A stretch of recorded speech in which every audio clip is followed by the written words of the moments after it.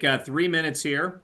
We're going to play the Jim Rohn. Remember, I work with Roy Smooth, who made the audios with Jim Rohn, the Smooth Mix.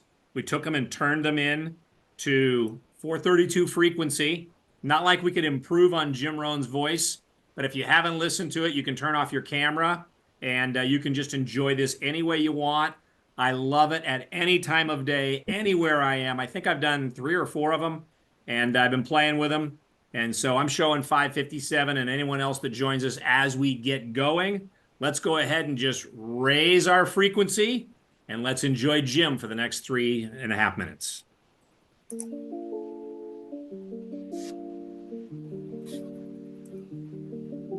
Don't wish it was easier. Wish you were better. Don't wish for less problems. Wish for more skills. Do your best to get it all. Because I know how meaningful ideas can be. The name Earl Shoaff still rings in my mind. I'm 25 years old. I'm introduced to a man who I had a chance to go to work for. And over the next 5 years, the ideas he shared with me not only made me rich, but gave me the foundation for a long-term career of sharing ideas, building business, making profits, wise investments, made an extraordinary contribution to my life. This unique man, he only went to the 9th grade in school. So the things he shared with me over that 5-year period were very simple, very ABCs. But that's where I got all of those simple phrases. Do your best to get it all. For things to change for you, you have to change. Wow. What a new revelation. He said, don't wish it was easier. Wish you were better. What a new revelation. All of this started me on this unique journey of what I now call personal development. You have to change. Here's another one. Don't wish for less problems. Wish for more skills. It's not less problems that makes you successful. It's more skills that makes you successful. Do your best to get it all. You have to change. Don't wish it was easier. Wish you were better. Don't wish for less problems. Wish for more skills. I tried to convince him by showing him my paycheck that I wasn't doing well, and I blamed it on the company. And I said, this is all the company pays. He said, no, that's all the company pays you. I thought, well, that's a new way to look at it. He says, doesn't the company pay some people 3, 4, 5 times this amount? And I said, well, yes. He says, well, then this is not all the company pays. This is all you get. You have to change. Do your best to get it all. Until you requalify, accelerate your qualification for the bigger numbers. That was all great revelation to me. You have to change. I tried to convince him that things cost too much. He said, no, you can't afford them. You have to change. All of these were new ways of looking at things. Unbelievable. And so I started listening to all this stuff. Why am I not? Because I know how meaningful ideas can be. Speak of you. You have to change. Oh, I want the gallery view. You have to change. You have to change. Don't wish it was easier. Wish you were better. Don't wish for less problems. Wish for more skills. Do your best to get it all. You have to change. Because I know how meaningful ideas can be. You have to change. You have to change.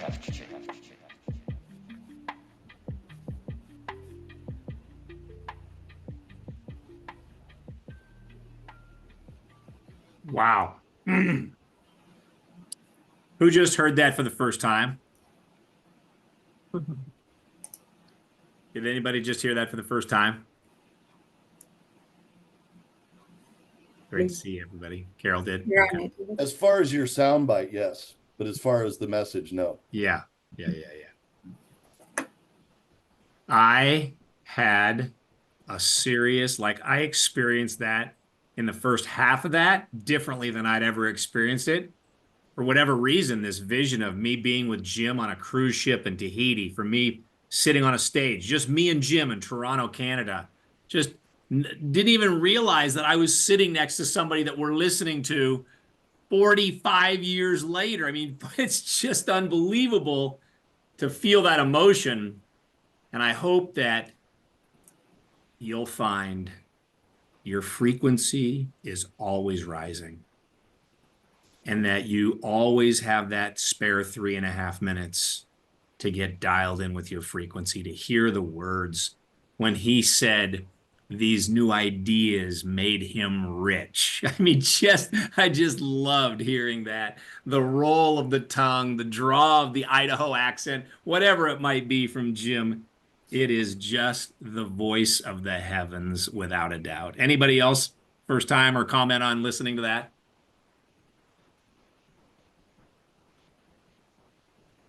BJ heard it for the first time. Welcome, BJ, by the way. Glad you're here down there in Texas. Well, let's go to the first slide. And welcome to the 17th Masterclass, the 4th Masterclass. If you're brand new here, I'm Dan McCormick. This is the way I orchestrate my newsletters. So I've got the white one, the first one, the manila, the blue, and now I have the green one. And I just am so fired up. You got to imagine that I'm trying to be better at my own organization, at my own, garnishing my thoughts. I let virtue garnish your thoughts at the highest possible level, right?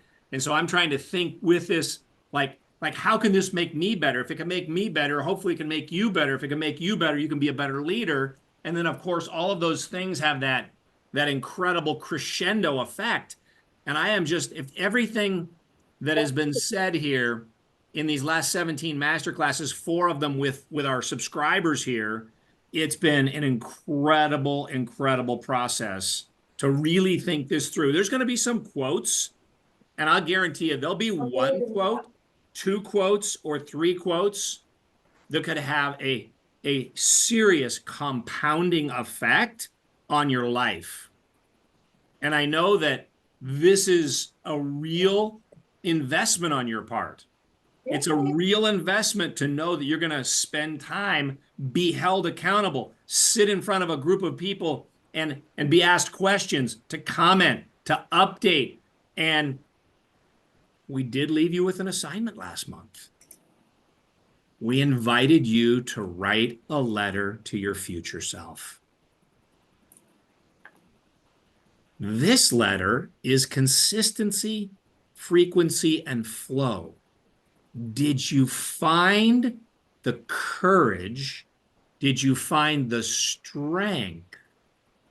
And I know some of you sent me yours to write the letter. Maybe it's still in draft form, and that's okay. But I want to know that it's not casual. This blue letter that gave you the invitation to write to your future self is a very, very serious step in the journey for me that helped me just like 10x my life. Like, how can I not share that with you and give you that invitation and try to hold you accountable to making that like important in your life? So with that being said, let's go to the next slide. Now, before we go any further, I want to hear from you. If you've been with us for just 1 month or all 4, we haven't got into this one yet, but what is a takeaway for you in the last month, 2, 3 months? What are you feeling about the journey? Not about the perfection. It's about the progress. How are you feeling in these first 90 days? Have we filtered higher, framed higher? Are we really acting, walking, stepping into our future self? Comments about your first 90 days with us.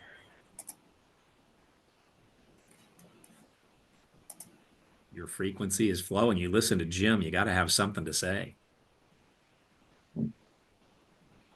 I'll start, Dan. Please. I would say the last 90 days has been changed everything and a combination of lots of things, but decision, activity, doing what I know I should be doing. But I have been in an amazing flow for several weeks now. And I feel like I felt like 18 years ago when I was starting my business. Wow. And I have less time I'm committing to it, but I am accomplishing lots. I'm excited. It just feels really, really good. And I'm super stoked about everything that's going on. And my mind is always in the right place. And I just feel good. And I just think it's, there's, future self has been, I haven't done my letter. I apologize, but I will. But that just thinking of that, I think changes behavior. Oh, massively, massively. David Blackford, you're up, my friend. You are so good at this. You take this. I love your comment in chat here when you become deep dived into more things than I can share. I just share what you can, if you will. Okay, so I am currently reading one of my favorite books, and I'm rereading it. It's called A Man from Maine. It was written by Edward Bach, and basically it's about Cyrus Curtis. And Cyrus was the owner of the Saturday Evening Post and the Oh, Ladies' Home Journal. And by the way, Dan, when you get down to Southern California, I got a copy for you I'm going to give to you. can't wait to get together. And anyway, that's been a big joy. But no, just, I mean, us meeting 6 months ago through Roy, and then connecting, and then these newsletters have sparked, like, I've re-listened to some books. I mean, like Hal Elrod's, and then that I've done the 30-day, and I'm not going to call it a challenge. I think he called it something else, but The invitation. Yeah, the the invitation. invitation. And my whole life has changed in the last 6 months. And the only thing that and then this Sunday we're starting Christians on Purpose at our church, and that's going to be a huge, huge thing. Super excited about that. And yeah, oh my gosh. And you wrote your letter as well. And I did. I wrote my letter to Yeah, my thank future you. self. Amazing. I've really been doing a lot of work on me, and kind of like I said in the chat, I mean, when you elevate yourself, you're elevating the world. And I think Hal Elrod says the same thing, but the more you could do for yourself, the better the world is. Yeah. And I mean, Charlie's a good example of that. I didn't know a lot about Charlie Kirk until this. I mean, I saw him here and there, but I Right. didn't know about him. And the more I've dived into it, did you know he was 14 when he started this thing? He was 14 young. years He was a old. teenager. I knew that. I didn't know 14. Yeah, and yeah. Anyway, so I mean, I don't want to go into that much, but That's great. I have really been taking this for me to a new level, because I've been in the development space for 15 years, and now I'm just feeling like I'm just getting there, and I just can't wait for the next 15 to see what I could do. Man, I love that attitude because you're stepping into it. So just so everybody knows how we meet people, Roy Smooth, who made the original Jim Rohn Smooth Mix audios, I make a video from my pickleball court in California, and he liked it. And I'm like, wow, I don't know Roy. I reached out to Roy and I said, hey, can you work with me? Can you help me make some audios, if you will?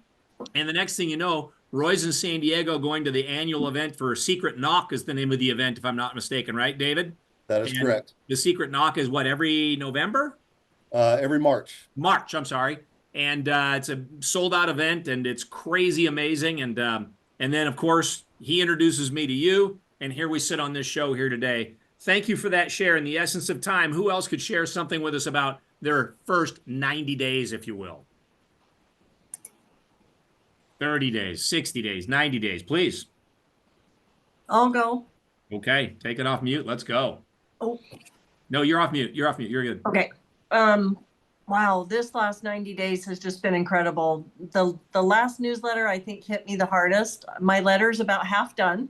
Good I'm for still you. working on it. Nice. I've had some incredible experiences with that, but it's really, my mind is constantly thinking about where I want to be and who I want to be. And I think for me, realizing that I've only been playing like a quarter of what I can do. I've just been playing on the sidelines more or less, and really having to decide what do I want? Who do I want to be? And what am I going to do to get there? Has really been a transforming experience for me. I am so glad to hear you say that, because I just know that all of us are in front of the biggest tsunami in history. I mean, it is all happening right now. Your mission, you're driven, you're focused, I asked Gary for permission. Gary did a master class a week ago Friday, and I just was so excited about how he did it, incorporating Jim Rohn and incorporating his own journey. And then I called him and congratulated him afterwards, told him how great it was, and then he just said, "I'm thinking better." Right? My thinking is better. Did I quote you right on that, Gary? Yeah, I think I'm in a different space. You go through periods and there's evolution. And of course, as you know, our company's launching a few things that are really exciting. And, there's the Jim Rohn quote. He says, for things to change, you've got to change. And, he talks about that, his mentor, Earl Schoaf, told him to go make a list of all the reasons you're not doing better. And he came back with a list. He said, Mr. Rohn, there's one problem here. You're not on the list. And so the finger always kind of points back to you. So right now I can look and say, hey, the company is doing all the right things. But am I? Am I lined up with it? Because it really, nothing will change. There is no guarantee of all ships rising with a rising tide. Because if you're anchored, then when that tide rises, you sink, right? So you got to really be smart and be part of the growth and get in front of it. Like another Jim Rohn quote was, he had to, at one point as he was leading his team and they were all kind of going forward, he said, there they go, and I must hurry, for I am their leader. And it implies that, you've got to make sure that you're in the transition, but that you're in the trenches, that you're leading. So yeah, I bring it back to me and say, I've got to think differently, and inspired by Benjamin Hardy's book about scaling, all of those things have all come together at once for me. And so I am thinking very differently. You mentioned that, and it's really interesting because of the yellow in the last slide. The journey is not about perfection; it's about progress. Ben struggled. I mean, that book was not called Scaling. That book did not have a co-author. That book was something that, man, he is never afraid to fail and put out a goal that is so big. He's like, I'm okay spending $1 million on my marketing budget. He says, what's the worst thing that happens to me if I lose all million? Not a lot, okay? But it's just unbelievable how that book evolved. If you watch his progress, you watch his videos, his ads, you read that book, and I mean, seriously, you just read the foreword by Tony Robbins, or his foreword. Tony Robbins does the beginning, but it's a fascinating thing to see how we all evolve, and he's so crystal clear about what he is doing right now. It is fascinating. Anybody else comment before we move forward? Go ahead, Q. Sorry, I'm on my tablet today. I'm having little issues with controls. It's okay. When we see that name on the screen, Sir Q Max, we're fired up for you. Yeah. Sir Q to the Maximus is what it actually is short for. But to the point of, I think last month was really a turning point, because when you talked about Dr. Hardy's book about future self, I immediately downloaded during the call onto my Kindle, so I could read it. Then and then plus I ordered the hard copy. Nice. But without going into a whole lot of long story, is in 2008 I lost both my parents within a couple of months of each other. My dad died of a heart attack. My grandfather's died of a heart attack, and I've had like 5 heart surgeries. So I've had, since 2008, I've had a hard time imagining the future. And I had a lot of loss since then. So I kind of, to put it just a simple form, I kind of lost vision of even me even gonna have a future. My dad died at 65, and I'm 61, and I tell my wife all the time, I only have 4 more years. And she gets mad, but I'm taking care of myself, and I'm gonna outlive all my relatives. But when I started reading that book, I mean, I think I was even out of the introduction, and I was like blown away. It's phenomenal. So I've been studying it slowly this time, and I've been, doing a lot better journaling my thoughts on it, and we had some issues this month with getting my newsletter. So you graciously sent me a PDF yesterday, and as I was reading this morning, I'm down at St. George at my in-laws' house. Both my in-laws have passed in the last year, and I'm cleaning out the house. I'm at a Rotary conference. So this morning, when I woke up, and about 5 o'clock in the morning, I was reading the newsletter to get ready for this call, and the first couple of paragraphs, just like I had this awakening.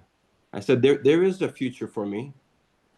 And when we talked about flow, it's like I am flow, and I love riding my bikes. I love hiking along rivers, and I've been stuck so long and getting hung up on stuff.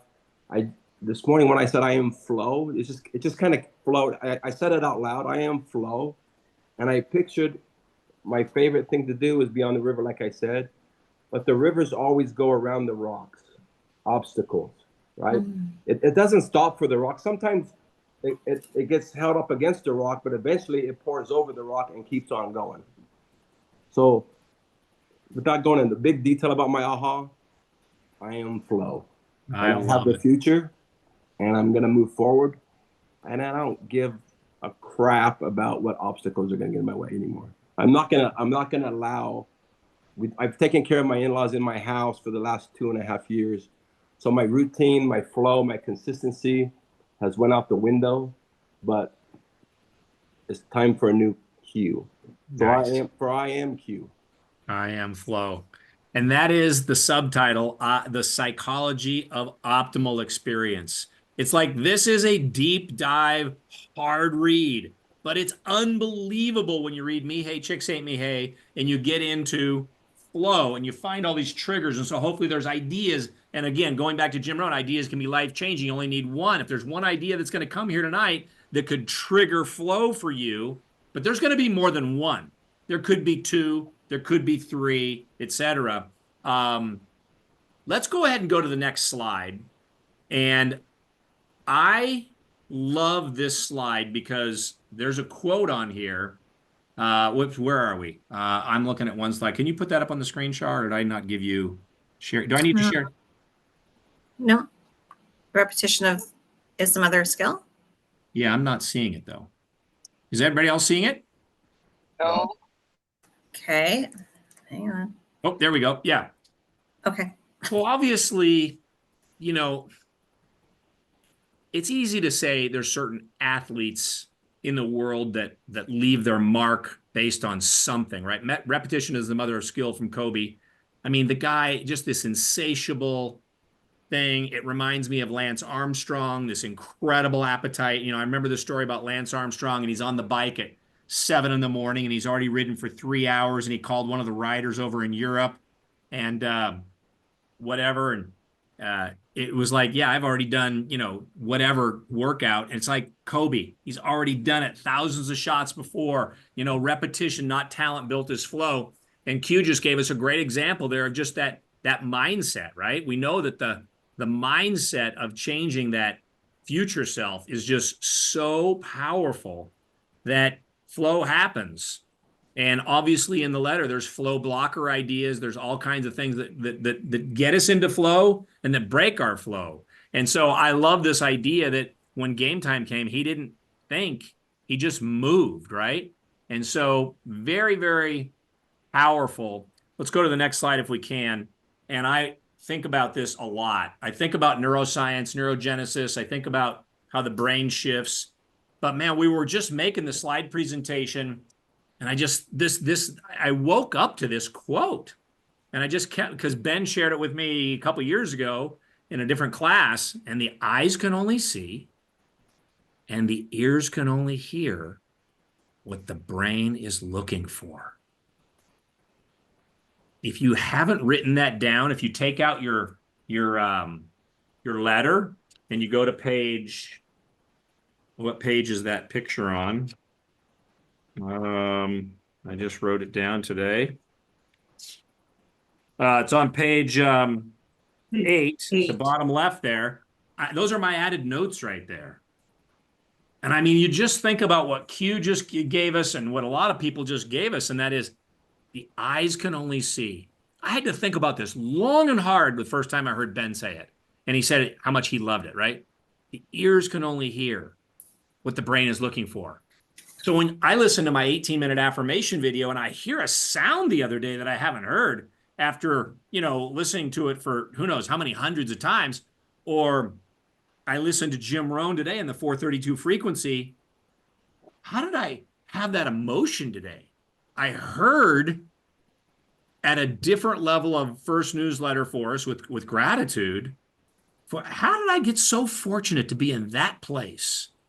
Answer that ad that led me to meet my wife, that led me to travel the world with Jim Rohn, that leads me to be here. The eyes can only see. I didn't see myself traveling the world being a public speaker and trying to go that route. So when I met my friend Scott Shepper and he taught me how to do the newsletter and he has the system all set up for it, I paid the fee and he's my coach and he teaches me how to do this. My eyes could see that. My ears could hear him, and my brain was looking for the idea, how do I do this deeper for me? And then obviously, I love the quote. I mean, I can't remember if I first heard that from Dr. Joe Dispenza or not. Neurons that fire together, wire together, fire together, all that stuff.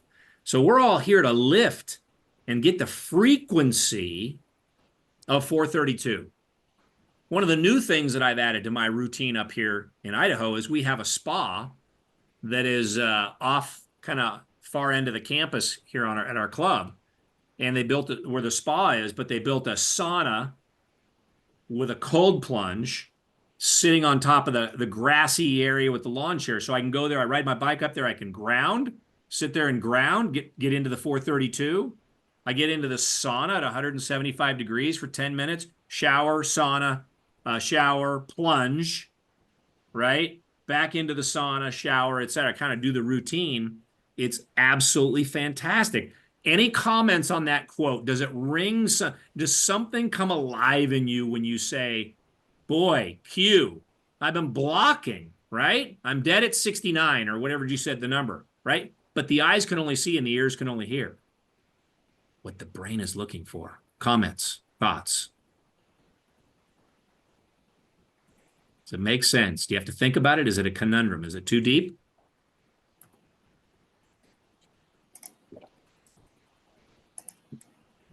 Are you looking to make a new friend in your business? Are you looking to be a better leader?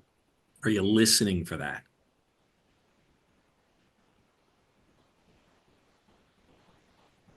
The eyes can only see and the ears can only. So somebody say something that you hear that, you sounds good, you're going to ponder it, you're going to meditate on it. Anybody? No, but could you go back to that last slide? Because in the newsletter, that part isn't in there. The eyes can only see. No, that's why I said I wrote it down.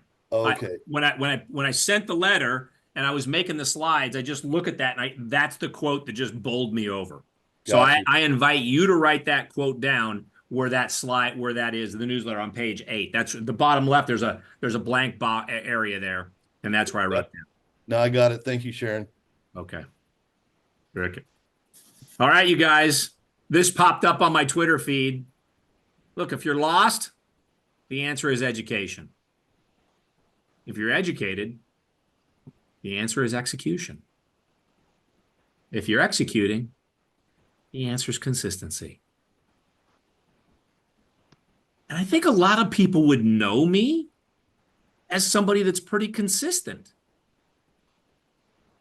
But I had to make that shift, right? The eyes could only see, ears could only hear what the brain was looking for. How do I look? How do I filter? How do I frame? How do I get into that future self? What is this? The 18th today? 12 days left in the month or so? You can shatter whatever you're doing. If you're in real estate, insurance, if you're a mission-driven entrepreneur, something, 12 days, you can shatter it. Let's go to the next slide. Okay. So when we think about flow, by the way, anybody has anybody here read or studied the book Flow? I mean, it sat on my desk like Think and Grow Rich. I'll bet it sat in my library for more than a dozen years. Think and Grow Rich, maybe 20 years, because I was always Augmentino. But to go into flow, and it was really cool because the class I took last year from Stephen Kotler's group was a 90-day class, I think. And the gentleman just reached out to me. My course coach reached out to me last week, and he says, I got to get updated on what Dan McCormick's doing. And I said, well, I'm writing my newsletter. He says, we got to talk. I want to hear about it, right? And it's all because I signed up, and I wanted to be able to flow. I wanted to go deeper into those I am affirmations and see what I have a greater appreciation for I am affirmations today than I've ever had. Sitting in the cold plunge, sitting in the sauna yesterday, go golfing with a buddy of mine that owns Brick House Recovery. I spoke at his recovery house last week, and he was a serious addict, Jason Coombs. He wrote the book on what is it? What is it? It's right there. Oh, where are you? Unchained, Unhooked. And he says, hey, I want to go golfing. I said, great. We go golfing. I said, I know you're a cold plunge guy. Do you want to go do that deal? So we get in the sauna. It's a sauna that fits like a dozen people. It's pretty big. And he says, so what do you meditate on? What do you do when you're in here? And I go, well, what I usually do is I do the alphabet affirmation game. And he says, teach me. How does it work? And so we sat in there for 10 minutes straight going through the alphabet affirmation game. And there was just a great flow to being there. And I wonder if you guys have taken that to your teams, to your family, to your friends, and say, hey, let's try this. Let's play this. Let's stretch the mind. Let's pattern interrupt. Let's go. Repetition, planting the seeds, frequency, nourishing, flow, harvesting. Go ahead and write down one area of your life where you're stuck in the repetition, but you haven't hit the flow yet. And I love Dave Blanchard when he came on the show 6-8 months ago, and he says, I am becoming, right? I am becoming. Maybe I am not that affirmation right now. Maybe I am not rich. I am not wealthy, but you can say, I am becoming, right? You can say it out loud. You can write it down. You can feel it. And that breaking of the plateau, like there's a compounding effect of things that happen. And when you break that plateau and you feel that lightness, I think one of you kind of mentioned that. I can't remember who it was now. Kind of mentioned there's just this lightness, there's this flow, there's this euphoria, this confidence, this optimism, this hope.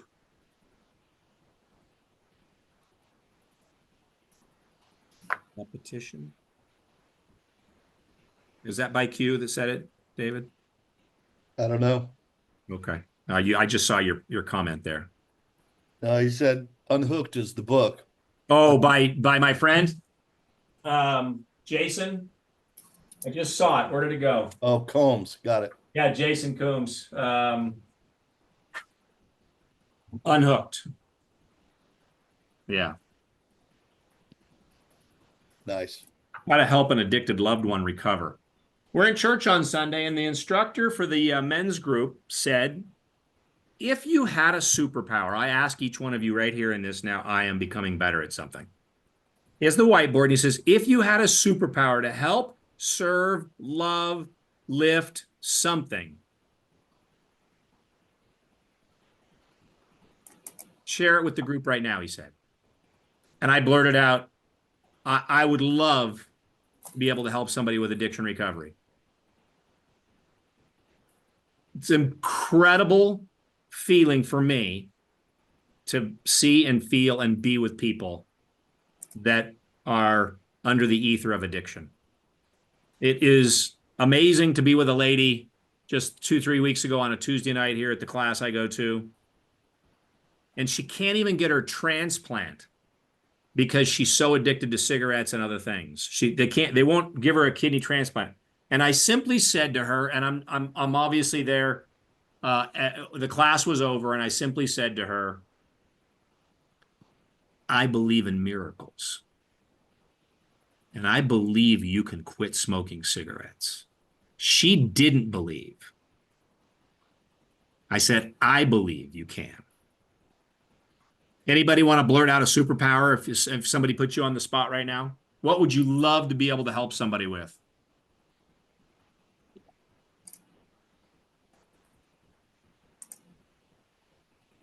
I said heal.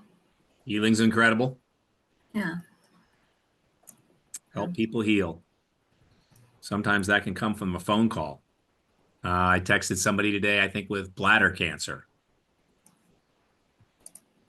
Just to touch base. Superpower. Anybody? What would you want to help somebody with? No wrong answers. I like to help people feel more grateful Oh, for every day. that's great. Love it. Thank you, Brenda. You? To believe in themselves, Yeah. to become I am, Yeah. whatever. Yeah. Isn't that great? It's fantastic to be a part of that. Let's go ahead and go to the next slide.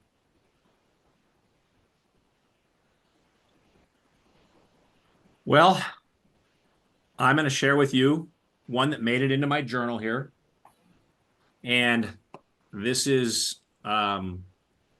something I shared maybe a week ago Thursday. My wife and I found a reflexologist that we really like up here. And so we go to see this reflexologist, and I love people that love what they do. And my wife and I don't always see eye to eye on healing modalities, if you will. But my wife connected with this lady, and I'm in her chair Monday afternoon, reflexology appointment, and I am feeling so one with this lady. It is unbelievable.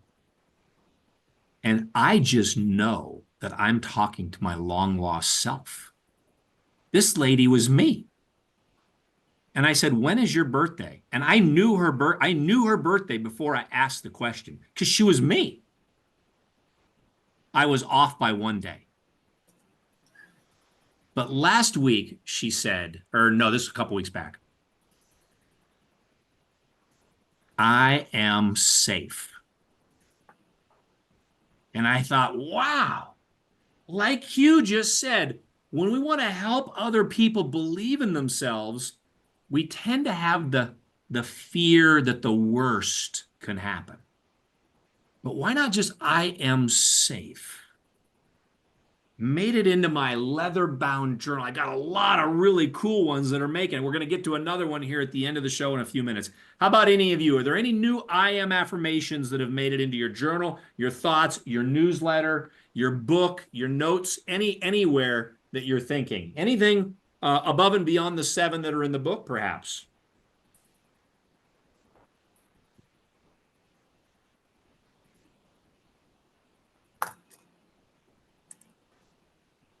Just the one that I've shared with you, Dan. I don't think I've shared it with the group, but it says, I am the frequency of my dreams. Love it. And do you write that down? No, but I do say it every morning. Good for you. I actually have it in one of my reminders that comes up at 11:11 every day. I love it. That's fantastic. You use your alerts well. That's wisdom, right? That's why I played the Jim Rohn frequency to start today. Is there a time every day when you should just pause for 3.5 minutes and just get into the frequency, reset, recalibrate? Trish, I'm going to ask you, because you are like so good at being aware of what's around you. Give us some thoughts that you've downloaded on me via text over the last couple weeks. Whether it's the letter or anything else. We don't have sound. I don't have sound. Oh, there go. you are. A little louder with your voice so we can hear you. Okay. Got to up the frequency. Okay, there we go. A Can little you hear me? louder. Yeah, a little louder. Talk right into that Louder? microphone. Yep. Okay. I'm quiet today because I'm processing a lot. I had a spinal cord injury 8 years ago, and it's the setbacks that really trigger me. And I was just looking at my notes because something that I just wrote today, and I am rising above my fears from the past, which had limited me and kept me from becoming who I am. Wow. Because I see it. It's like, why bother? It's going to happen again.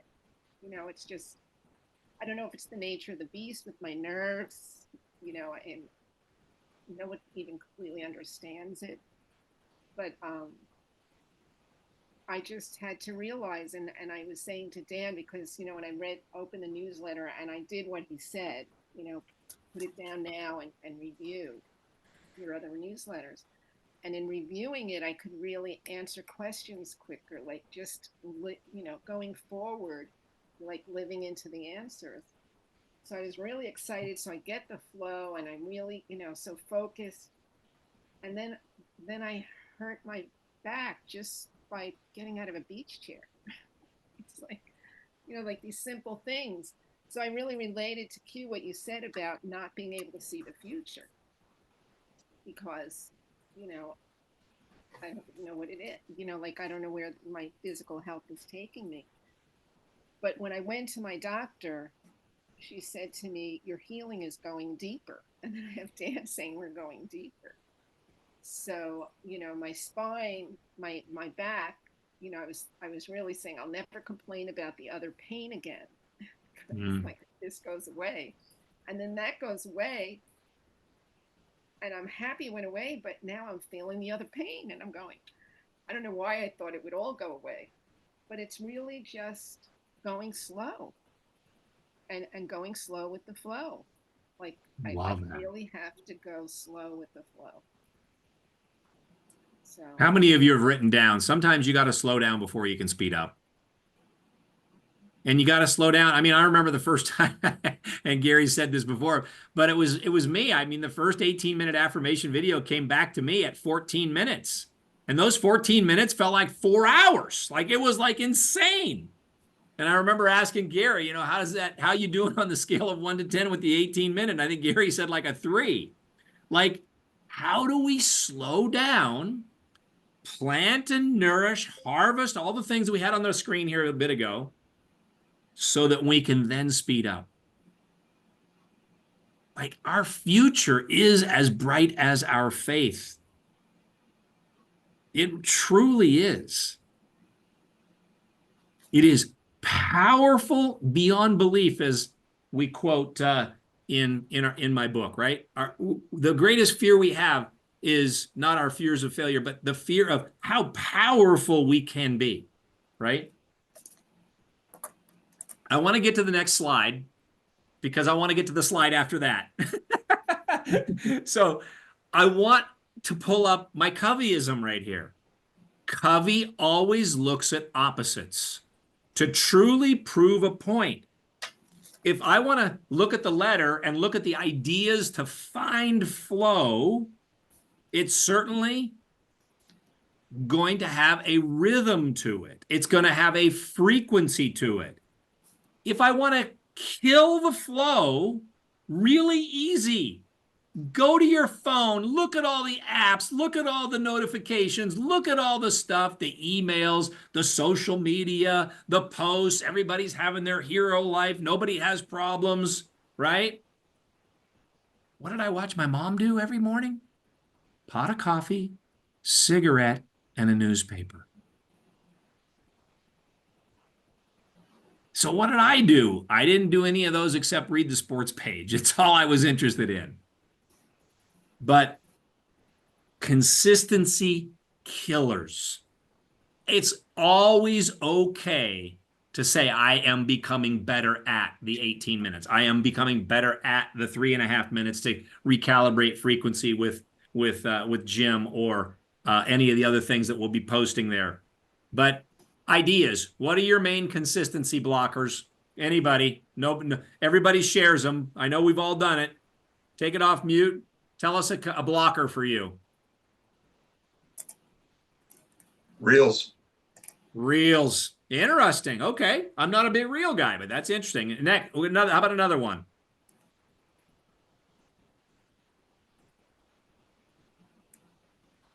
YouTube for me. YouTube. Okay. I do have my time with YouTube. The first thing I do every day is go to YouTube to listen to the 18-minute. And I go to it on YouTube because I like the commercials. I want to see what they want to sell me. I X them out right away, but I mean, I get back into my flow. How about anybody else? Hmm? You're not on mute.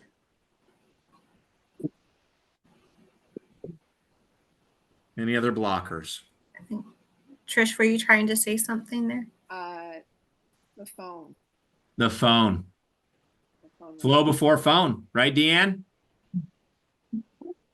For me, I think it's as my day goes on and things start to happen and things go all crazy, it's my own thoughts that block me.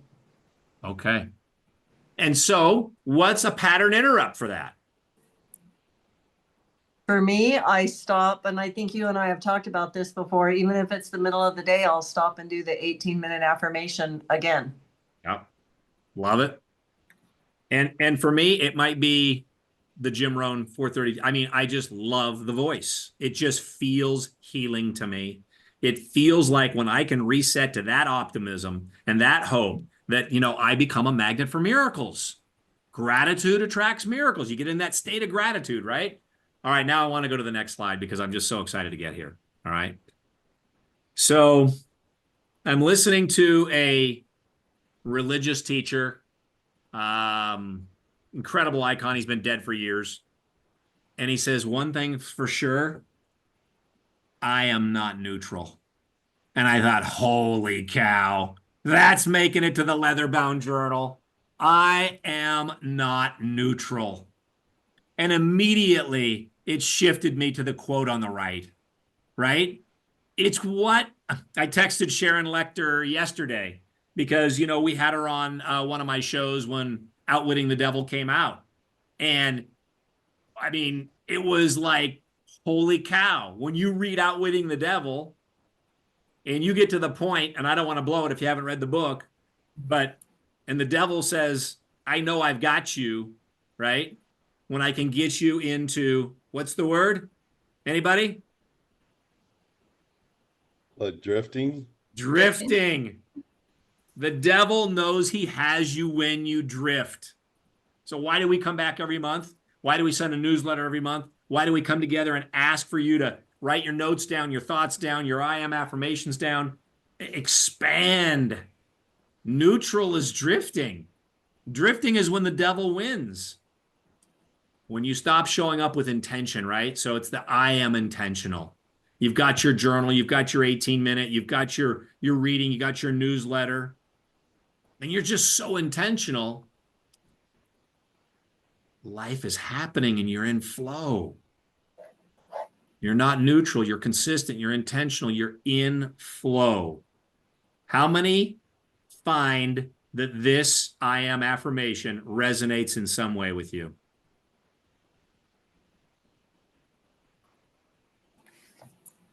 I just love it. I just know in that book. Can you imagine he's writing that book in 1938, 39, and his wife doesn't let him publish the book. She thinks it's too controversial for the times. The book doesn't come out till 2012? Yeah. Right? This is incredible.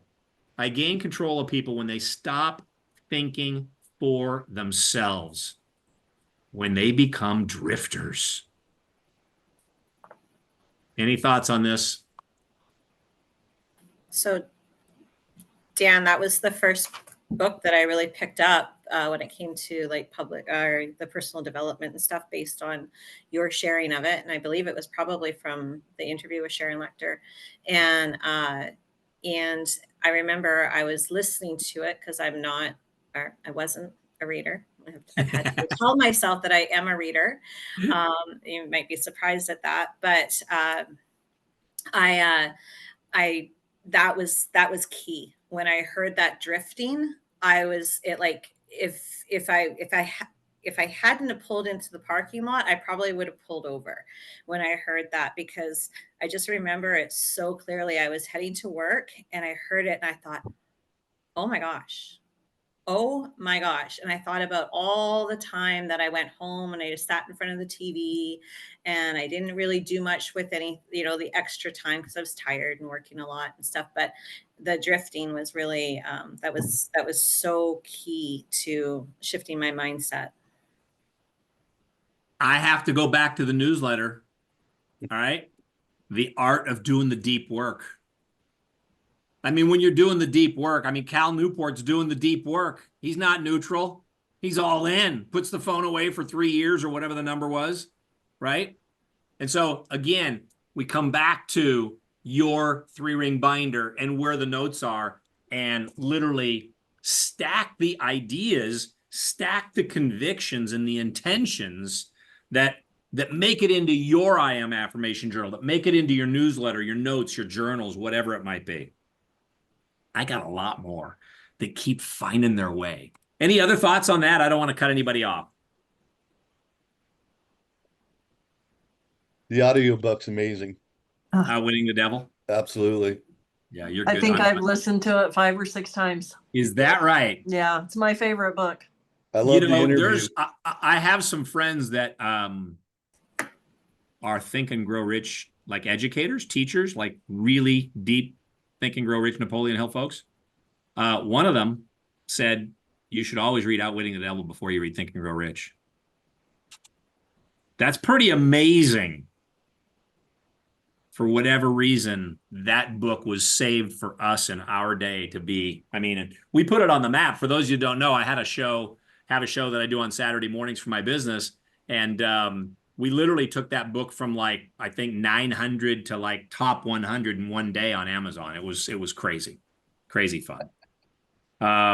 Anybody else? How are we feeling? We in flow here? In the flow. We're in the flow, Carrie. Good stuff. All right, we got more good stuff to come. There we go. I saw this the other day and I just had to put it up because some people doubt. They wonder, they question. I didn't know that Lamborghini was a tractor company. I didn't even research this. It may not even be true. I didn't know Samsung was a grocery store. LG was a facial cream. IKEA was a pen. What's the lesson? Your future self. You just got to step into it. Your current situation doesn't have to be your last. You just keep testing. You keep getting better. You just keep making the 18-minute investment in yourself to be more prepared than the 96% of the people. Quality questions right there. How are we going to take this life right here and write that future self letter and step into that, act from that, make decisions from that, make investments in ourselves from that, so that we can get that present dialed in, so we can change the past, change the paradigm of the past and say that happened for me and not to me. Just, this 1% thing is crazy when you really think about it. Because it's like what Napoleon Hill said in Think and Grow Rich. When the money starts to come, it comes in such abundance, you wonder where it's been hiding during all of the lean years. And so that 1% could turn into 10, 20, 30, 50, 100% in short order, right? Really rapid fashion. Next slide. Let's look at the next slide. I forgot. Can I add something? Yeah, David, please add something right there, David. The story of Honda, I don't know if you know this, but he actually had a better piston ring and he wanted to sell it to Toyota. He worked for Toyota and they kept on saying no.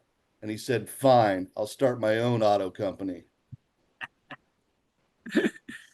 The power of persistence. If you're consistent. Like I really do like what Elon Musk has to say about consistency. Challenge all assumptions. I mean, I'll challenge anybody to say that these 4 newsletters can't make them better at whatever they're doing, especially their thoughts, their affirmation journals, their books, their flow, finding flow, and all of these things is just exceptionally rewarding. And if you're grateful, you're going to attract more of it. It's a really interesting thing when you really have a speed bump that just hits you out of left field. Okay. And we all get them.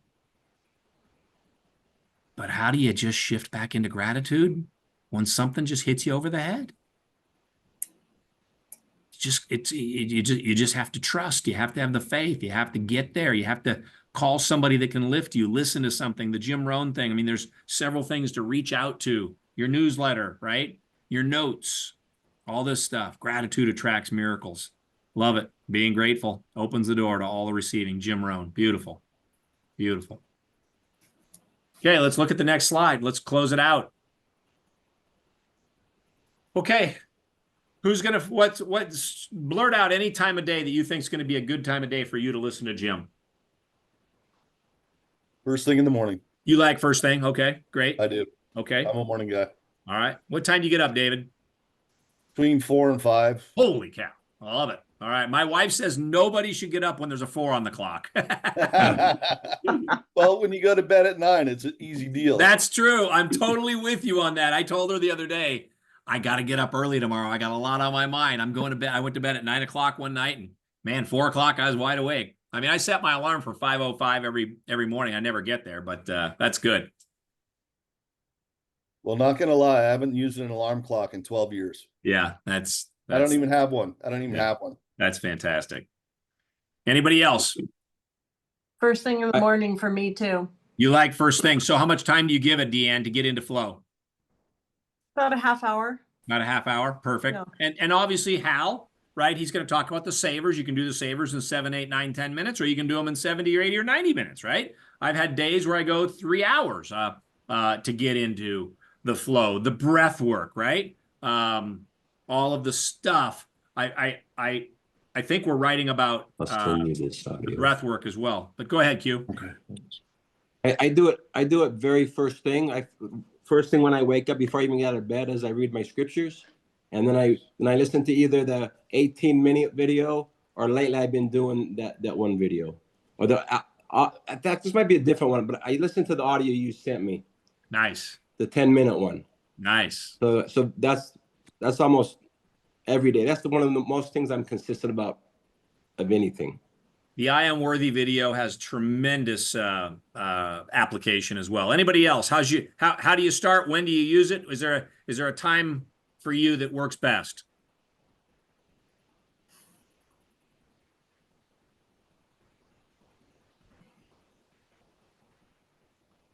Listen to Jim Rohn 432.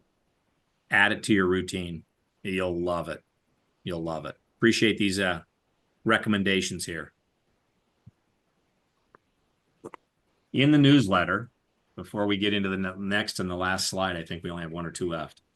In the newsletter, you'll see the frequency tracker, right? Some great stories in there about tuning. I love everything to do with instruments and tuning and frequency and vibration and energy, and really thinking about that and finding that flow. I love, there's some great, the story about Bagger Vance in the newsletter. I love that. There's some great, that quote, I highlighted it for the show. I didn't put it in, okay,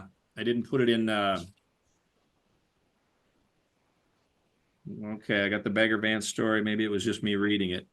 Oh yeah, here it is. Yeah, okay. I'm not going to go there because I'll get on a side tangent here. Let's go to the next slide. Okay, so there's our checklist, there's our ideas, there's our ways, there's our things that we can do to really know that do we really know the power of I? Meaning, exist, am with God. What follows I am follows you.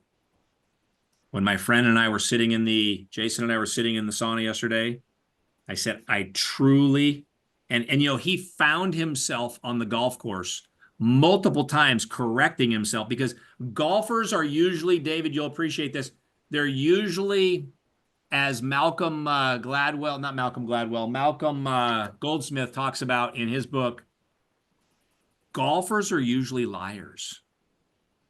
Whoa. They hit one good shot and they think they're that good. Okay, And they're guilty. they're not that good. It's not that easy. But he corrected himself multiple times, and I said this comment to him when we were sitting in the spa.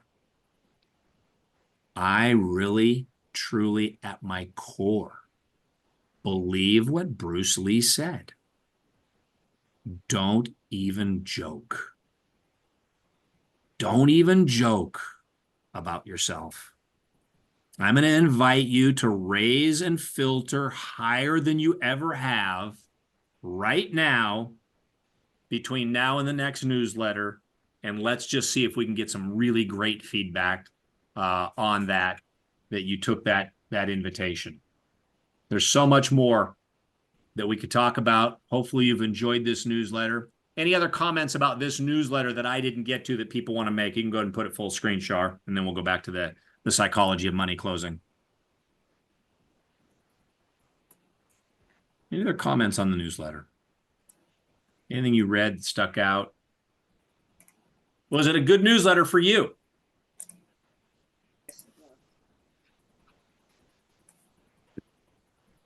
Consistency is just an incredible thing to ponder and look at. And are we consistently challenging the assumption? Are we doing what is going to get us to our future self? Are we acting there, thinking there, moving there, etc.?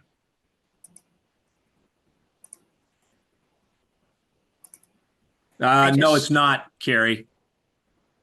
I only made it available for this. Link. Pardon me?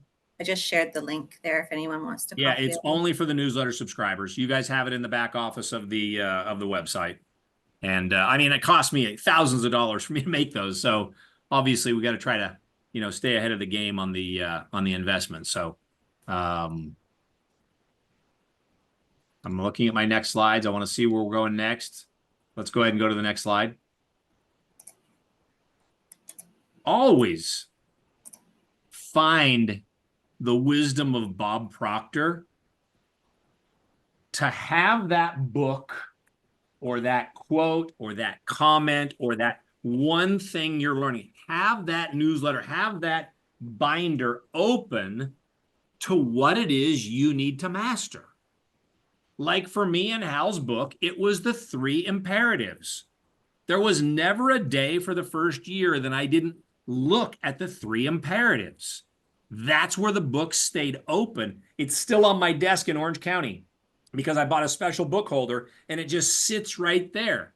Can anyone tell me the 3 imperatives that Hal has early on in the book of Miracle Morning?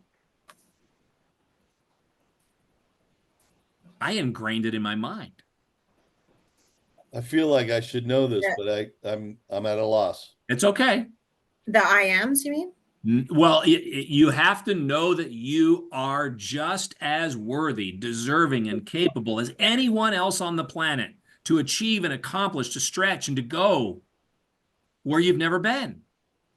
I mean, I can feel that September almost to the day when I was literally living that for the first time 3 years ago.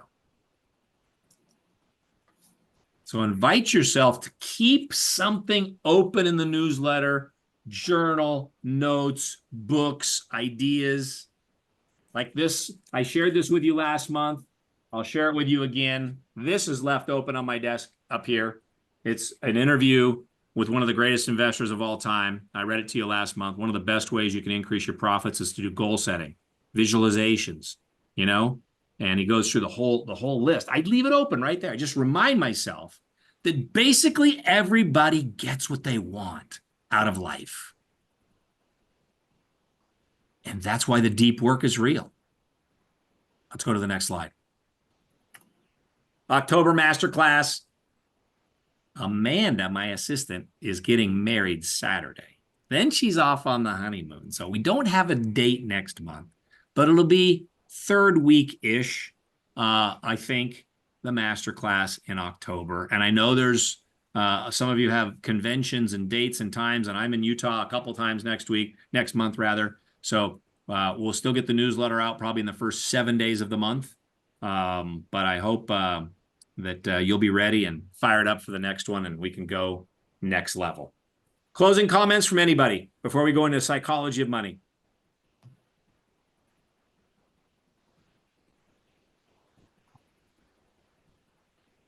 Gary used a word last month, or a phrase, and he said, show me the money.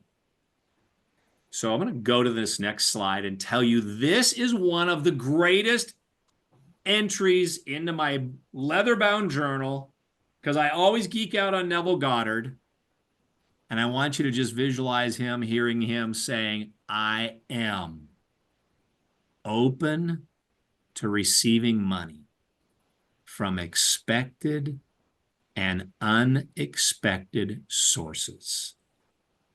Guys, I am not joking with you.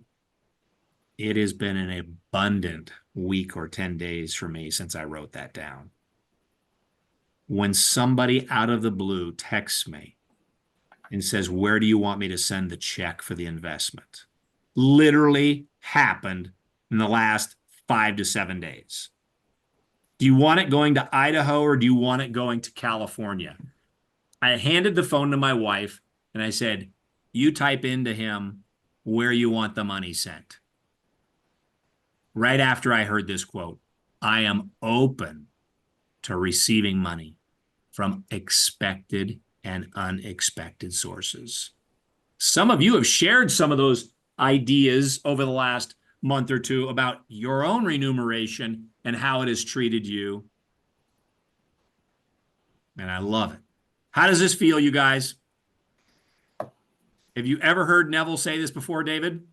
No. I just couldn't believe when I heard it. So I had to write it in my journal. I had to put it into the bonus segment for the psychology of money, because nothing is more pertinent than knowing that you are just as worthy, deserving, and capable as anybody else. I'm telling you, it's the most exciting time in the history of the world, and innovations are happening at warp speed. Did anybody by any chance see my charging my Tesla Cybertruck in town 2 or 3 days ago? Maybe 3 days ago. I made it on Facebook. And I said, this is all about Elon. And what did Elon do today? I asked the audience. Put $1 billion in. He put $1 billion, guys, into his own company. So what did I do? You double down. I put a lot of money into Tesla. Now, I'm not telling you to buy Tesla today because that's not my role, my place. But I'm telling you that if he sees $1 billion of his own dollars, he's the richest guy in the world. Him and Larry Ellison are going back and forth right now at Oracle, depending on whose stock does what. But you think about this psychology of money. And why would he do that? He doesn't need to. He's got more stock options than anybody could possibly have. But the way the robo-taxi thing is going, and the way the humanoids thing is coming, and the way the Model Y is selling in China, it's the #1 selling car in the world. Now, I don't buy them because they're a car company. I buy them because they're a humanoid company, and it's going to be insane. But let's go to the next slide. And I just want to say, how many of you had any experience with the ideas we shared in the bonus segment last month? Did anybody read or go to investors.com, read Psychology of Money, how to make money in stocks? I'm not saying you had to, but I'm just curious. Explore. Okay. Go ahead, Trish. I got the book, The Psychology of Money, and I read it. Good for you. Feelings, thoughts? it was really good because my husband and I have different ideas about money, and it just helped me to see the good in that and to be grateful that we have different ideas instead of clashing. Nice. So, Love it. Fantastic. Okay, so we shared how to make money in stocks. It's a simple read. The youngest guy ever in history to buy a seat on the New York Stock Exchange, William O'Neill. His website is investors.com, and the investors.com is where you'll see literally where the next Teslas are showing up. It shows up on the front page of their website. As a matter of fact, I don't have a browser open, but I could, and I'll just see. Let me just tell you what was possibly on the website today. And is anybody familiar with where you think the world might be going with drones? Like, it's insane, the drone world, right? So I don't know. Let's see. The number one. Okay. So another chip maker is the number one stock on his website today. This is not telling you to buy. It's only pointing out where the largest flow of money is going. I mean, Shar, is there a way for me to put this this web page on the screen right now? Yeah. Just send it to the chat and I'll pull it up. Okay, I'm gonna go boom, copy, paste, and I'll have you pull it up and then I'll have you scroll down because there's going to be a pop-up ad probably. And then we're going to go to the next slide. Now, Roz did reach out to me and say, Dan, I did listen last month and I did have an interest because Roz obviously is somebody that has really enjoyed the NVIDIA ride. And anyone that's ever invested in NVIDIA has enjoyed the, I mean, there's very few investors that have ever lost money in NVIDIA. And I'm not telling you to buy NVIDIA, okay? As a matter of fact, if you'll scroll down on this, this is very interesting. Okay, who here for fun has heard of Palantir? Probably the smartest guy in the world next to Elon. He's that kind of guy. It is insane to know. Now, I'm not buying, I own some, but I'm not buying, I'm telling you to buy it. I'm telling you, the next ones are coming. The innovations are happening. I'm telling you that if Nathan Ricks were here today, my friend and business partner and sponsor in my other business, he is intensely aware of where his money is. Yeah, let's go ahead and pop out of that and scroll down. And I just want to point something out here. Maybe scroll up. Oh, there it is. There it is, right there. That's what I want to see. Okay, so when I look at that and what O'Neill is looking for, and he's just showing this on his website every day, is over there to the right. Like, let's just say, and by the way, this is what I do, guys. I mean, this is a lot of energy of my time. I study this stuff. So Rambus is at the top of the list here today. They're making a chip for something, and I haven't done the research because I don't own these guys. I don't have room for them right now, but their stock just in the last few months has gone from 40 to 107. They're making chips that are memory, security, display, all kinds of crazy stuff. But you can just see the amount of money pouring into there with mutual funds is insane. The next one down is called Amba. Again, it's another chip company. I don't own it. I don't know anything about them other than they make chips, and they've got just their earnings grew last quarter by 215%. AMSC, Upward, all these things are just crazy. So I'm just saying, go here. I want you to be able to do the research because most people have mutual funds. Do the work and find out if your mutual funds have companies that are present day changing the world. Palantir, Tesla, Rambus, Credo, A-Lab is the one we mentioned last month. Okay, let's just take a look. A-Lab we mentioned last month. It's called Astera Labs, and Roz called me about it. What was the date of last month's? Did we meet on like the 15th or 17th? Does anyone remember last month? Stock was at about $160 or $70, and it hit 270 today. 263 rather. I mention it not as a buy, but somebody that's changing the world. So go ahead and go to the next slide here, and we'll close out because I know we're in our overtime bonus segment here. I want you guys to get back to your evening and get into your journals and your notes. The psychology of money. Pay attention. Let's go to that next slide if we can. And there it was. I love this the other day. Stop being patient and start asking yourself, how can I accomplish my 10-year plan in 6 months? Essentially, he's channeling his inner Ben Hardy right there, right?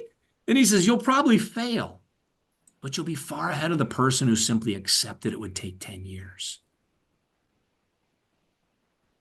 How many people can relate to that right now?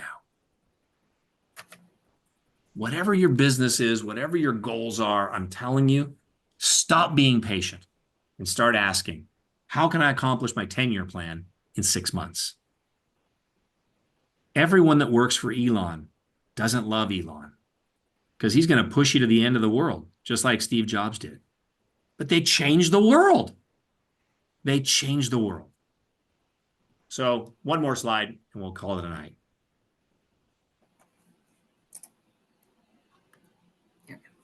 There's our investors.com. I already said William O'Neill, richest man ever. Any questions on this stuff? You guys tell me. I'll only go here if you want it. If you only pull it out of me. I can spend hours on this stuff. I know what happens to my money 99%, 9.9% of the time. I know that if I invest $100 and I find it only worth 93 shortly thereafter, I've lost 7%. My rule is I am selling that stock. That investment is gone. I never risk more than 7%. Usually it's 3 or 4%. If I ride a stock or a position from $100 down to 50, how much money have I lost? Mathematicians, where are you? Go full screen, Char, with everybody. If I have $100 invested and now it's only worth, I can get 50 back. How much have I lost? 50%. Plus potential. Plus potential. Plus potential. But now I have 50 to invest. How much do I need to make in my next investment to get back to 100? 100%. 100%. Those are hard to find. So the greatest book ever written that no one's ever read or heard about is called Reminiscences of a Stock Operator. And look at what the Jack Schwager, who wrote this book that I quoted you about, the guy that does the meditation and all this stuff. He says, one of the most highly regarded financial books ever written. It should be a movie. And it's a story about a man named Jesse Livermore. And Jesse Livermore left his home in Boston. His mom and him saved money in a coffee can in 1899. And his dad was not having it that he was leaving. So he and his mom saved money in a coffee can. And he took off for New York City. I can't remember how much he had. And he figured out he'd go work for Payne Weber or one of these marketplace. And back in the day, they'd have to hold up the prices for the clients. And they would hold up, such and such a railroad's trading at $100 a share. And he got so good at numbers that he started doing it for his own money. He started with a couple dollars. And today you can do that with Robinhood. That's why Robinhood's one of the greatest companies. They are changing the world of finance. You can open an account in Robinhood with $100 and they'll even tell you where most of the money's going with the greatest companies. One of the greatest companies that you'll probably want to have in your mutual funds, if you're a mutual fund person, is Robinhood. The guy is changing the world. He and Alex Karp and Elon are three of the brightest. And my guess is that you haven't heard of Alex Karp or our friend at Robinhood. His name is escaping me right now. But anyway, my long story short is that Jesse Livermore ended up being a millionaire a few years later. In the early 1900s, by 1907, he was a millionaire. A few years later, he was broke. Then a few years later, he was a multimillionaire again. Then he was broke. And he was living in New York City. And he was known as, he has a huge reputation. And he rented this office And he hired these young men to hold up the numbers the way he did, because they didn't have ticker tape, the ticker tapes and everything's delayed and all this stuff. And so no one was allowed to call him during the market hours. No one was allowed to talk to him during market hours. And the young men just would see the ticker tape and hold up the numbers of his stocks that he owned. Well, long story short, in 1929, what happened to the stock market? The amount of wealth that was wiped out was staggering. He walked into his beautiful house. I think it was in Great Neck, New York. Gary, is that a high-end community, Great Neck, New York, or something like that? Yep. He had this beautiful mansion. His wife opened the door. His driver dropped him off. The market hours close at 4 o'clock back there, so he gets home at 5 o'clock. And his wife said, honey, I am so sorry. I am so sorry. I imagine you lost it all today. And the story is all told in third person through this book. On that day, Jesse Livermore made $100 million in 1929. What's that worth today? Billions. He was short. He said, this is crazy world. Markets don't do this. I'm just telling you, there's so much psychology of money. And I just wanted to share these stories, and I'll keep sharing them with you. It's important to know where your money is. Know where your mind is. Know where your money is. You can't trust your financial advisor to make all of the best decisions for you. I can tell you right now, Nathan Ricks would know everything about where his money was. Questions in closing, I'm done. I mean, I just get fired up about the whole idea of everything to do with mind over mattress. I'm a magnet for miracles, and I'm just blessed to be with you here tonight. Can you put the name of that book in the chat? Yeah, Reminiscences of a Stock Operator. Or you just hold it there for a second. Yeah, I can't type reminiscences. It just doesn't work. I got it. I got it. Thank you. Gary's going to go, I'm an English major. I know how to spell that. But McCormick has no chance to spell that correctly. It's just an incredible read. And I'm so thrilled to be with you guys, and so glad that you found some value in this bonus segment. I want to, can we just close with one slide, Char? Let's go back to one slide, the slide that's in gray from Neville Goddard, the I am